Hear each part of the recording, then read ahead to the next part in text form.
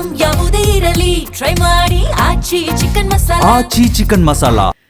ಭಾರತೀಯ ಚಿತ್ರರಂಗ ಇತಿಹಾಸದಲ್ಲೇ ಹೈ ಬಜೆಟ್ ಸಿನಿಮಾ ದೊಡ್ಡ ಮಟ್ಟದ ಸದ್ದು ಸುದ್ದಿಗೆ ಕಾರಣ ಆಗ್ತಾ ಇದೆ. ಇದು ರಾಮಾಯಣ.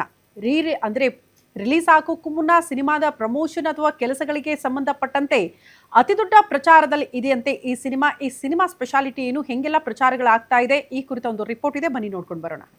ನಿತೇಶ್ ತಿವಾರಿ ನಿರ್ದೇಶನದ ರಣಬೀರ್ ಕಪೂರ್, ರಾಕಿಂಗ್ ಸ್ಟಾರ್ ಯಶ್ ಮತ್ತು ಸಾಯಿ ಪಲ್ಲವಿ ಕಾಂಬಿನೇಷನ್ನ ರಾಮಾಯಣ ಚಿತ್ರದ ಮೇಲೆ ಇಡೀ ದೇಶವೇ ಕಣ್ಣಿಟ್ಟಿದೆ.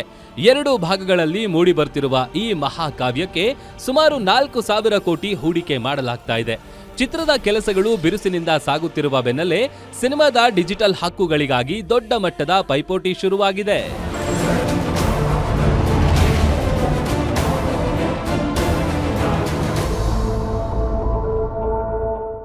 ಮೂಲಗಳ ಪ್ರಕಾರ ಖ್ಯಾತ OTT ಸಂಸ್ಥೆಯೊಂದು ಚಿತ್ರದ 2 ಭಾಗಗಳ ಡಿಜಿಟಲ್ ಹಕ್ಕುಗಳಿಗಾಗಿ 700 ಕೋಟಿ ಆಫರ್ ನೀಡಿತು.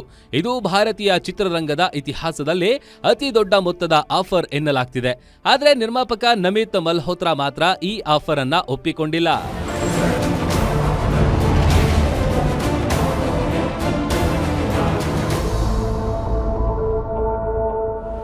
ನಿರ್ಮಾಪಕರು ಈ ಆಫರ್ ರಿಜೆಕ್ಟ್ ಮಾಡಲು ಬಲವಾದ ಕಾರಣವಿದೆ. ನಮಿತ್ ಮಲ್ಹೋತ್ರಾ ಅವರು ಡಿಜಿಟಲ್ ಹಕ್ಕುಗಳಿಂದ ಕನಿಷ್ಠ 1,000 ಕೋಟಿ ಲಾಭ ನಿರೀಕ್ಷಿಸುತ್ತಿದ್ದಾರೆ. ಅಷ್ಟೇ ಅಲ್ಲ, ಅವರ ಬಳಿ ಒಂದು ಮಾಸ್ಟರ್ ಪ್ಲಾನ್ ಇದೆ.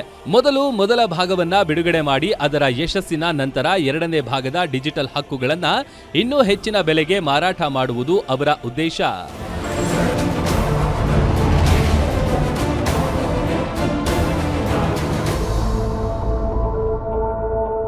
ಈ ಹಿಂದೆ ಧುರಂಧರ್ ಸಿನಿಮಾ ಕೂಡ ಇದೇ ತಂತ್ರವನ್ನು ಬಳಸಿ ಯಶಸ್ವಿಯಾಗಿತ್ತು.